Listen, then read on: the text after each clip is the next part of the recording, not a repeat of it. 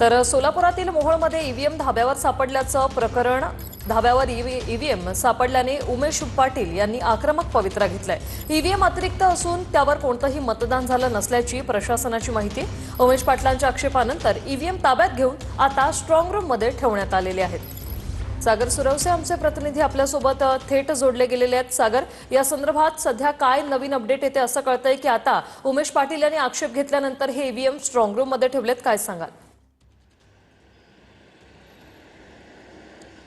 विषयाला पण पाहिलं की खरं तर काल रात्रीच्या सत्रामध्ये खरं तर निवडणूक प्रक्रिया पार पडल्यानंतर साधारणपणे 10 वाजता जे आहे या ठिकाणी हे ईव्हीएम मशीन जे आहे ते धाब्यावर ठेवले असल्याची धक्कादायक माहिती जी आहे ती समोर आली आणि त्यानंतर मोठ्या प्रमाणात त्या ठिकाणी नागरिकांचा गोंधळ जो आहे तो पाहायला मिळाला। त्याच ठिकाणी उमेश पाटील हे देखील दाखल झाले आणि त्यांनी देखील आक्रमक पवित्रा घेत प्रशासनाला चांगलंच धारेवर धरल्याचं पाहायला मिळालं।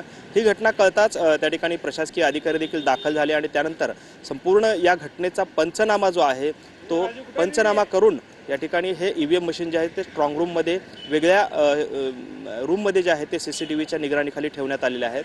खरं तर हा सर्व धक्कादायक प्रकार आहे, मात्र यामध्ये प्रशासनाच्या वतीने असं सांगण्यात येत आहे की ह्या ईव्हीएम मशीन ज्या आहेत त्या अतिरिक्त ईव्हीएम मशीन्स आहेत, त्यामध्ये कोणत्याही पद्धतीचं मतदान झालेलं नाही आहे।